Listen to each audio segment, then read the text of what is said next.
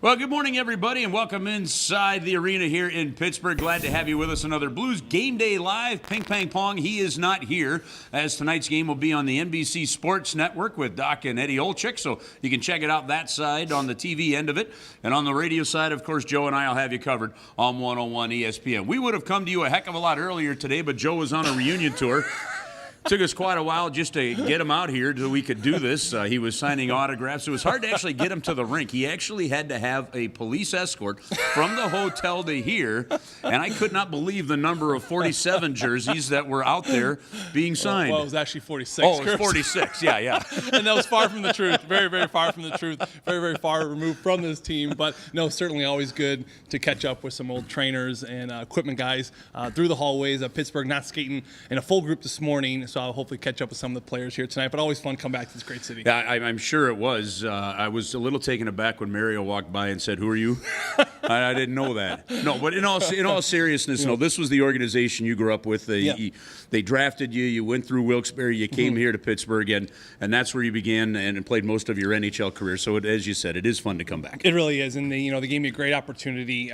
Playing in the Wilkes-Barre was some of the best years of my life, and then grooming and coming through Pittsburgh and playing with some great players, some of the best in the world with Gameday Malkin and Sidney Crosby, Chris Letang, Marc-Andre Fleury was here. So being underneath those guys for as long as I was certainly spectacular. Curbs, the city was terrific. The fans here, the people here, it's grown quite a bit. We're in the hotel room, and I'm looking out my window. I see PNC Park. I'll never forget. I think it was in 2014. The Cardinals were playing the Pirates in the playoffs, the first round, and I was the only person in the entire PNC Park wearing a red Cardinals jersey, and everyone was looking at us because we were the Penguins and right behind home plate, but then everyone was just booing and throwing popcorn and sodas at me. It was some of the funnest years of my life. I'll never forget it, but it's always certainly great to come back. Well, second meeting in a week now between the Blues and the Pittsburgh Penguins. The Blues had a very good outing in the first one. What do you anticipate tonight? Well, I think it's going to be a lot of what we saw last week, Curbs. Craig Berube talked about it before the game in that night. He said this is a hardworking team. This is a feisty team. You look at the Pittsburgh Penguins. Sometimes you think they just got this high-end skill with Jake Gensel and Gameday Malkin and Chris Letang,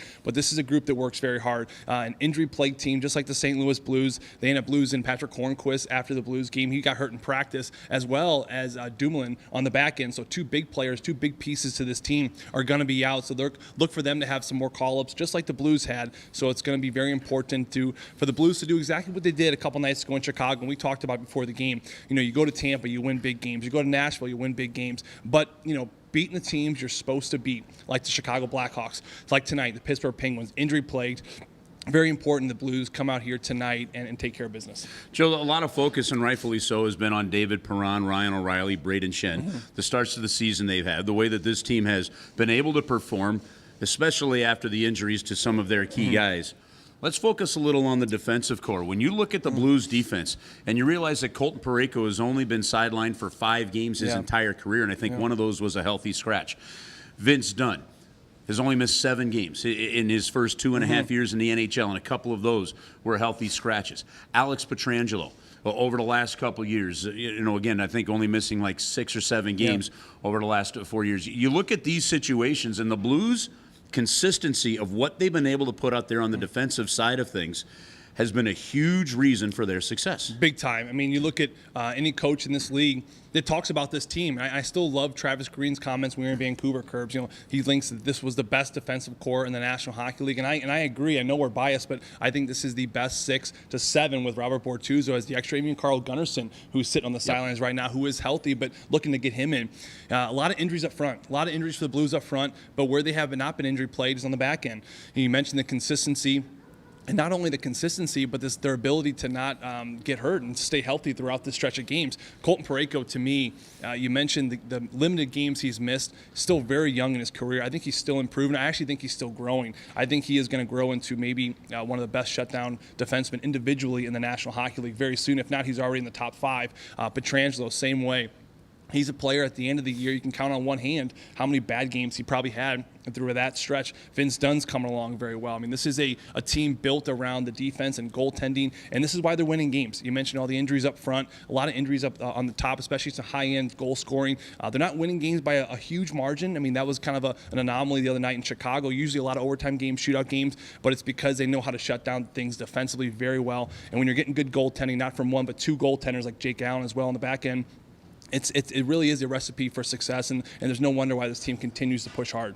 No, the key to success, as it always is, night in, night out in the National Hockey League, is special teams.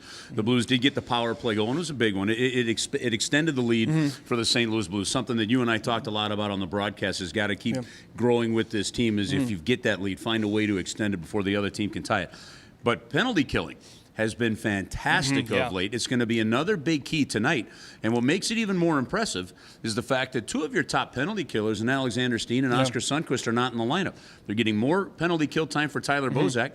And Zach Sanford has stepped in, and he's getting more penalty kill time and doing a good job with it. Well, it's funny. After the bust, I think a couple games ago, I said this penalty kill just keeps going. I was talking to Steve Ott, who runs the PK, and he goes, what do you think, bud? It's all coaching. He kind of gave me a big smile. But you know what? It's a penalty kill percentage that makes a penalty kill coach grin ear to ear like Steve Ott did. You mentioned the defensive things. Robert Bortuzzo draws back into the lineup after his suspension. He's out there blocking shots. And a big penalty killer, too. Big penalty killer, and he's a big piece of that whole puzzle right there for sure, especially going out against the Blackhawks, who have a good power play. But the forwards have been very interesting for me. You get Jacob Delarose for Robbie Fabry. Robbie Fabry, of course, starts lighting up in Detroit. You start thinking, oh, how's this trade going to pan out? Jacob Delarose, for me, has been terrific over these last 3 to 4 games on that fourth line, but his penalty killing ability has been great. Blocking shots, getting good clears. He's been strong on faceoffs as well.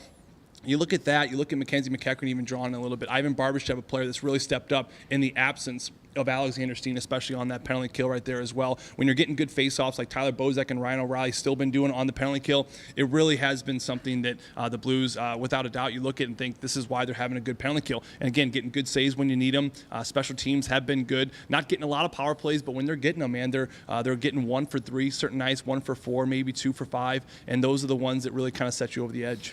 Where does the reunion tour take you this afternoon? Well, I'm kind of going to see it snowing here in Pittsburgh right now, Curbs. There is a Peace Lovin' Donuts shop on the east side that they make the batter and then they dump it in like a conveyor belt line and it kind of flows and you're just like, and then right at the end it pops over and they dust it in cinnamon sugar and then they serve it to you and it's like warm, hot. Really? We're getting donuts in the booth tonight? Hey, maybe I'll bring you some. Donuts? I'll bring you some, yeah. Donuts. Be like Animal playing there. Donuts. We were supposed to be healthy. We were working out, both of us, yesterday. I've saved some calories knowing that when you get on the road, you tend to go find a terrific bakery. I tend to do that. Work hard in the morning. We'll play hard in the afternoon. And I already got my workout today. Did you get yours in? No, I didn't do it yet. I got to get in there. I'll do it this afternoon. Yeah, especially if you're going to go have donuts. Yesterday.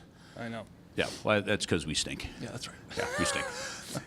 Blues, Penguins tonight. It's a later start here on the Eastern Time Zone. It's an 8 o'clock Eastern Time Zone start. So a 7 o'clock face-off St. Louis time. And, of course, the game on the television side on NBC Sports Network. On the radio side, the Mitsubishi Electric pregame show starts an hour early. So it starts at 6 o'clock tonight St. Louis time. And the BMW of West St. Louis pregame skate when the Blues take the ice for warm-ups is at 6:30. And all that comes your way tonight on 101 ESPN. For Joe, I'm Chris. Have a great day, everybody, and we'll see you tonight at the rink.